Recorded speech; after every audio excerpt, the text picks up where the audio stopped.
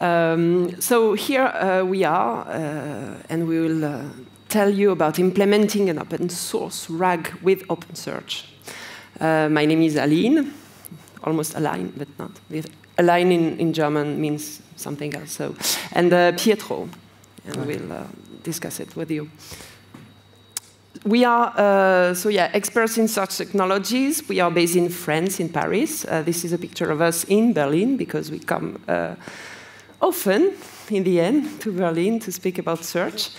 We are integrators of several search solutions. We provide training, consulting. We have some trainings specific about OpenSearch and RAG. We are the developers of a solution specific for e-commerce, which is named A2. And we also have a project named all.site, which is a search engine, not based in the typical, crawling at like Google, but you can just choose whatever you can crawl yourself. But well, all.site, you can visit the page. Collaborative search engine. So let's go to the subject. We will not describe everything which is in this schema. But as you can see, the idea was to show you that it's huge. We are at the age of LLMs. It started some time ago, not too much time ago. And there have been many evolutions about that. We use it. I guess you use it too, almost daily, for us at least. And it's really something that is inspiring to see that there is a multitude, and of course not finished yet, about LLMs. We'll just focus probably on the last ones today. So yeah, we'll ask you a bit about your experience too. First, I would like to make a poll. I would like to ask you, how do you use ChatGPT or any other LLM? Like, how many of you do use it for text reformulation, spelling correction, translation? Like me, I always do that. Like, often translate from Italian to French, English to French, French to English. And how many of you, they use it in text or code generation, which is their actually main purpose, since they are generative languages? And how many of you, they use it for information, searching for information, like a search engine? Many people use it as a search engine. And you all know, I hope, that this is not really the greatest idea to use ChatGPT as a search engine. And Aline is going to show you why, what are the limitations as a search engine. Large language model. We try to make funny samples, because there can be many funny samples with what happens with LLMs. But first thing we all know about this, there is no real-time knowledge, because ChatGPT or whatever big-scale LLM has been trained some point in time. So if we try to ask about a more recent date, for example, 2022 maybe is already here, but if we try to find something very recent, it doesn't have the information. So this is the first limitation. Who does know what happened 8 September 2022? No one? Tell us. It's the death of the Queen Elizabeth II. It was a really important date. Yeah, it's some time ago already. Also, something maybe that can be a bit more difficult to find out is that there is no specific domain knowledge. It's very generic, and the idea is to give general information, but there is no. Well, for example, if we ask for something very, very specific about a village, a little town, or something, or someone, it doesn't have the information. So typically here we ask about production of a type of almond in some city, and of course the information is too thin to get. And to finish, I don't know if it's to finish because you're over other one, but there is no source. If we try to ask it for where did it find the information, it's not possible to get specific source. And even if it can be a list, the source is not there. And if we ask ChatGPT to behave like a search engine, like provide it to me like Google would do, get me the information with the source, with the links to the source, like Google would do, it just can't. It's lying, even, because it's trying to create sources and links that, in the end, don't exist or are not related. Or sometimes they are not updated, so it's going to give us sources that are not valid anymore. Mm-hmm. Yeah, so sometimes it can work, but it's not done to create it to behave like a search engine. And of course, the most funny part is the hallucinations, because if we ask it for something also a bit specific about a story or anything, the idea is to be creative. So if we ask about some details of a story like this, for example, we ask for the Song of Roland and ask if one of the characters was real or not. It's not very accurate, and it's completely, well, hallucinating. And why do we have these problems? Because it's not, as I said, it's not designed to behave like a search engine. The large language models, they are trained with a very, very large corpus, like the whole world. But of course, what they know is limited to what they learned. And also because the idea is to pursue rewards, meaning that the idea is to be the most, not really relevant, but to really match what we were expecting it to say. So this is a way to produce inaccurate information because they just try to satisfy, what we expect, and not really to give the accurate information. So I'm bringing you the solution because Aline is going to give you problems. Yes. I'm going to bring you a solution. We're choosing who was going to do this different slide, and we realized that I was the one bringing solution. She was the one with problems. So the solution is what we call retrieval augmented generation. I think we all heard about this, architecture, RAG. And it's extremely easy, we can say, and extremely powerful. But there are a few things that we must take care of that we'll see later on. So how does it work? First thing, we send our query like we will do with a normal search engine, like we do with Google, we do with any other search engine. The query is sent to our database. It can be a vector database. It can be a normal lexical search engine. Then the documents are retrieved, and they are sent to our large language model within the prompt. The prompt is like the instruction that will tell the large language model what to do. So in this case, for example, we are saying to use only the information from the following documents, like in this use case, because we want to avoid hallucination. So we want the large language model to not to create inaccurate or random or fake content. We want everything to be really based on our context. Some tips about it. Some hint. Sometimes even a RAG can hallucinate. Actually, it's all about also how we parameter the large language model. For example, if we have a temperature wrongly set, we can have hallucination even with RAG. We did an experiment in a demo. Like we saw that during a demo, because we always have the demo effect that comes in when we are doing demos. And so we saw that, RAG is the solution, but pay attention because you must pay attention to this aspect. Large language model has to be set correctly. And another problem. It's important that. Well, relevance has to be very good in the search engine part of the RAG, because, of course, we are in the question answering thing. It's not really just a search engine that we just get keywords. So this is why we need solutions to optimize the document retrieval phase, this part of searching through the data set.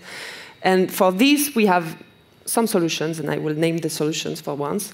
So the first part is, is the text part, so lexical search, named entity recognition. We have many tools in the search engines already by design, the synonyms, a good analysis, well, everything we can do around optimizing the searching through the data set, the queries as well. And also, what we already saw in the talk just before us, and we will review it a bit now, about semantic part. So understanding more the sense of what is inside the documents and what we query with semantic search using vector search. Yes. So as we said, yeah, we can, the retriever, so that part, or the search engine that is going to take the document and it's going to send it to the large language model, can be a lexical retriever, classic retriever, but can also be a vector search retriever, of course, a semantic retriever. So we're going to try to pass this quite fast because we saw already how vector search works. But I have some sort of simplification I made of dense vectors, how we can transform our cat to a vector, for example. So vector was like this. We want to create a numerical representation of a document, for example, or an object, or an image, I don't know, an audio also. It's multimodal. So for example, let's say we want to simplify everything, and we have a three-dimensional vector. So we have only the size, the friendliness, and the intelligence of a random animal. In this case, I took a cat, for example. So we are going to give a different scoring to any of this characteristic. Yeah, I have to say I didn't agree on the elephant's intelligence. I don't know. Gave random characteristic. So yeah, random scoring. I mean, gonna see later how that we can compare this different characteristic in what we call a vector space. But the sense is, this is really a simplification. In reality, the different, let's say, numbers in our vector are latent. So we can't say that every single value in the vector corresponds really to a characteristic of something. But for simplification, yeah, we did this. And so, for example, yeah, a dog can have 0.30 size, a cat can have 0.25, an elephant is bigger, so it's going to be 0.90. And when we put all this into a vectorial space, we can actually compare the different elements. Yeah, it doesn't display well, but it was supposed to be like 3D. Yeah, we don't see much the graph, but imagine there is a 3D graph. Fortunately, it doesn't display well. Too white. Gonna make it black next time. And so we can actually see that the dog point and the cat point are really close. So because yeah, a cat is mostly similar to a dog, is rather similar to a dog than to an elephant, for example. We can agree on that. Yeah. Elephants generally are bigger than cat. And so we can use this to represent our document, our documentation, for example, our index into this kind of space. Now we're not going to have a three-dimensional vector space. We're going to have 100 of dimensions. That becomes extremely complicated to represent.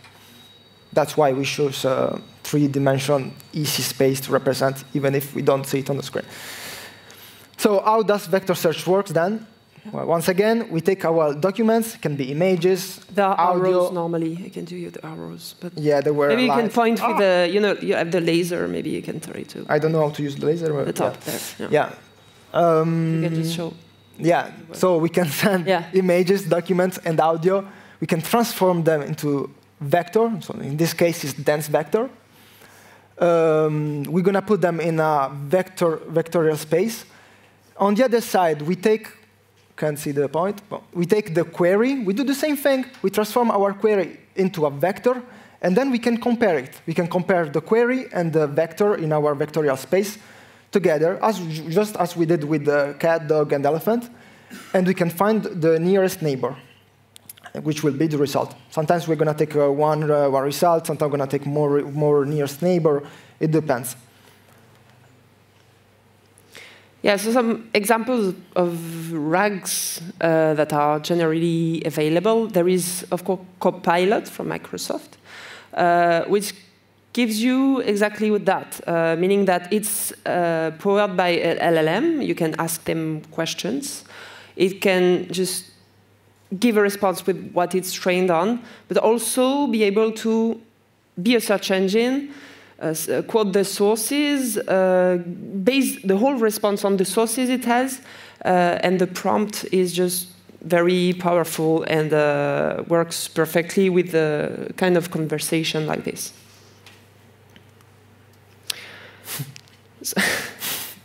One more problem. We think that we need something that is more open source than this, for example. We need an open source RAG system, and if we have, for example, private documents and stuff, enterprise stuff, it's interesting to master every part of the channel.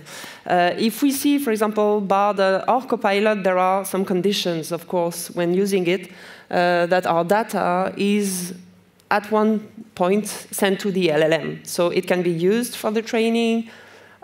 We don't really know how it can be retrieved then. So it's something that is very important when we have some enterprise data, for example. Yeah, for something else, I mean, there's the policy of how our data are used in Bard and in Copilot. I mean, I try to disable, because in ChatGPT, for example, you can disable the history of your large language model, and so your data are not used to train, that's what they say, that your data are not used to train their large language model. But in Copilot, it's quite different, because you need to have an organization account. And in that case, they say they don't use it. But if you are using your personal account, there is no option to deactivate. So it's quite weird. Yeah, it's a bit blurry. I don't know if they did any update to it. I don't know. But yeah, your data are in danger, essentially. Yeah, and also something important is that it can cost a lot to use, for example, ChatGPT or any, open. Like such a solution. Regarding, for example, here is a comparison of the costs between, for example, OpenAI in blue and something that we host, like a Hugging Face model plus some hosting cost, so for the red part. And even with serverless GPU, there are some solutions that propose even lower costs, so it's interesting as well for this. Bringing solution again. So the first, here we're going to present some architecture, at least the architecture we used to use in the past, or we're still using actually. So we are taking back from the architecture we presented before, and so we're going to see how to implement it let's say, in real life with using Langchain. So essentially, we use Langchain for many reasons, but we use it mostly to perform the inference with the large language model. We use a library called llama-cpp to do this, and open source model, which is Zephyr, which is a model that is fine-tuned from Mistral, that is well known, I think. From Hugging Face. Anyone knows about Hugging Face? You can raise your hand. We do some gym, we raise and low hand.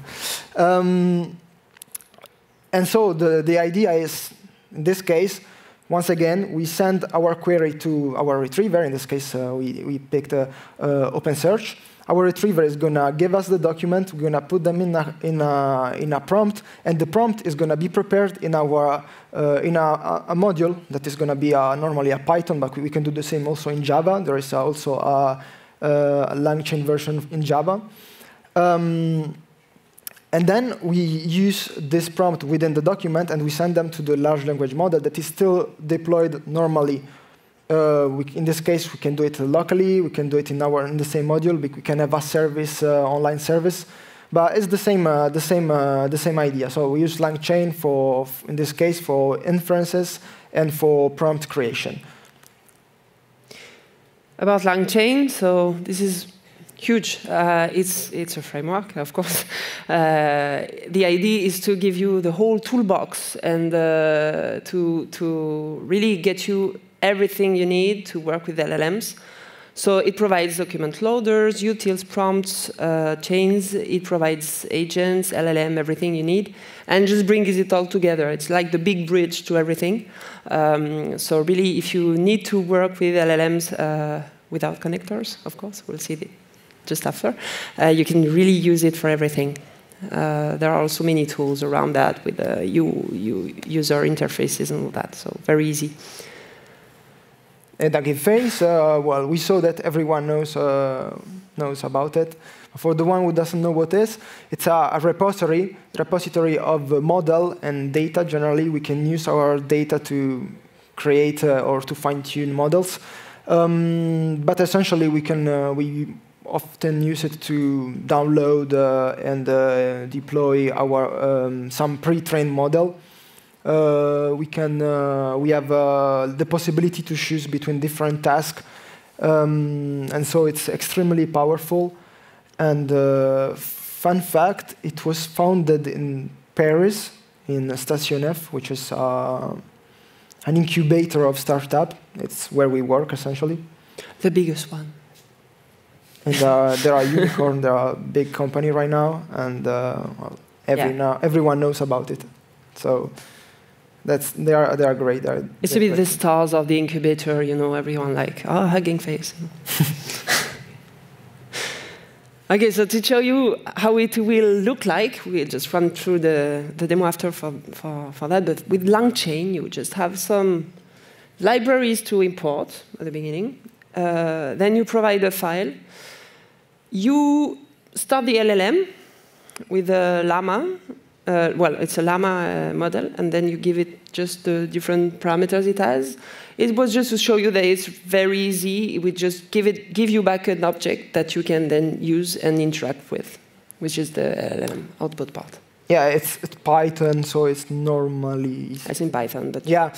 And I forgot to mention that this model and many large language models that are now on Hugging Face, for example, they are extremely light, so we can deploy it even, sometimes I say on the washing machine, but it's not true. We can deploy it on our computer. I think we soon will be able to deploy them also on our phone. Like they use 4 GB of RAM. It's extremely light. Smallest ones, yeah. And so I'm going to see in the demo as well, starting from version 2.8, OpenSearch introduced connectors. Connectors allows to connect to the cluster any model, actually. So we can also connect a large language model. And it's extremely powerful, because in the past, we had to internally deploy in our cluster the model, but not all models were compatible. I mean, like most of them, they were not compatible, so we couldn't do everything with the OpenSearch. But this way, we can kind of bypass this compatibility problem and have something that works with almost everything, I guess. Can't say everything because I didn't try everything, but it works quite well with a lot of things. And for connectors, we have some standard connectors that come with a standard blueprint that we can use, like the most common model provider like OpenAI, Bedrock, and Cohere.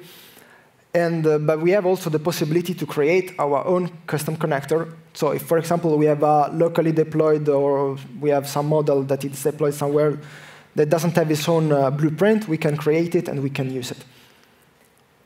And this is the RAG architecture using connectors and agents. Agents were introduced in version 2.13. And it works exactly like the other architecture. The only difference is that everything is done in OpenSearch. All the prompt creation, all the need we had for Langchain, well, now it's on into the OpenSearch part, so we can do it with, directly with OpenSearch. So once again, we send our query, we get our document. The prompt is created directly into OpenSearch. We are using agent to do that. We're going to see during the demo. Then we use the connector to send our prompt to our model that can be deployed everywhere. And once again, we got some, for the demo, we did it locally with some Zephyr and Llama CPP to deploy the model. So it's demo time. I hope it's going to work. And well, wait, so this is going to be super difficult because I don't have the screen there, so I have to watch there. And, easy. Okay. Do you see? Yeah, it's big enough, I think. So wherever I have to go. Oh, so I'm going to show you how to do it directly in OpenSearch. I did some tests before, that's why they were. Can you see everything? Oh, perfect, perfect. So first thing, well, I'm going to show you a bit the cluster setting because we have to enable a few options to be able to perform RAG in OpenSearch. Some of the options here are mandatory, some are not, some depends by your environment. For example, the memory feature allows the RAG or the large language model to have a memory, so it enables the conversational aspect of the model. So we can ask about the model things that we asked previously, essentially. The pipeline, we're obliged to use it because well, we're gonna use the RAG feature. The agent, we're gonna use it in the demo. So I'm gonna see later why we need it. And the fact that we are running only on a machine learning node, we disabled because we were just doing this for fun. We have it just on my machine. So it's something that yeah, you do not enable in production, for example. If you have a machine learning node as you should, well, you don't have to do that. And the connector, well, you need to use it because otherwise we don't have access to the connector. And second point, it's extremely important to add our own endpoint to the trusted endpoint. Well, in this case, it works with regex. But in this case, I used a star regex, so it's gonna take all the possible endpoints. We should not do that in production. It's really, yeah. But for the demo, yeah, for the demo's sake, it was good like this. So in our demo, we're gonna use vector search. We're gonna use vector search to take the document, to retrieve the document, and to send them to the LLM. So the first thing we need to do is to charge our model for embedding. I'm not gonna do it because I already have one deployed. So I think we're gonna use that because we don't have much time left. I think I'm not sure. I don't know. And we're going to use a pipeline. Essentially, we are going to use the pipeline to take our document and transform them into vectors. So we're going to transform all our document to vectors. So I'm going to do this quite fast. We're going to create our index. So in this case, our index contains a title, a description, and an important field that we must have if we want to do vector search, which is the KNN vector type field, in this case called the embedding. 384 dimension depends by what model we use. In this case, we are using a model that's going to create vector of 384 dimension. So we're going to use as well the pipeline that we previously created. And they're going to bulk our documents. There is no vector there. As you can see, it's document that's about talk that we're going to have, that we have at OpenSearch conference this year. So we have some nice document with their text. And we have also the embedding, because the pipeline we created is going to return us the embedding. this is not mandatory. We can also register our model in something that we call model groups, in case we want to be more organized. But since we are doing a demo, we are not doing that. And really important here, we're going to create a connector. So the connector is going to help us to connect the large language model to the cluster, essentially, without having to deploy it internally to the cluster. So we're going to be extremely fast. You need to register the model once you got the connector ID. I'm going to do it fast. You're going to have to use the connector ID, register it. I already did it. Deploy it. And then you can test it. You can test, like, for example, write me a short poem about OpenSearch. In this case, we're going to wait, and we're going to have our answer soon, I hope. It wrote a nice poem before. Yeah. So you can all read the nice poem that the LLM created. And then we can use agent. Agent is composed by two parts. The first part, we do vector search. So we get our documents. And the second part, we are actually creating the prompt. So we're going to take the document that we get from the first part, and we send it to the second part with the prompt. So you can see there is a parameter vector DP tool output, for example, here. So we're going to give our prompt. This is our context. This is your question. Give me an answer based on the context. Yeah, already have one, so I don't have to. Yeah, you're going to get the agent idea. You're going to copy-paste it here, and then you can ask any question. Okay, so can you suggest me a talk about artificial intelligence? So we're going to take the information from our database, from our index. So we're going to probably have an answer related to the conferences of OpenSearch this year, I hope, if the demo works, of course, because it's not going to work. And we can see, we have time. Yeah, we can see our,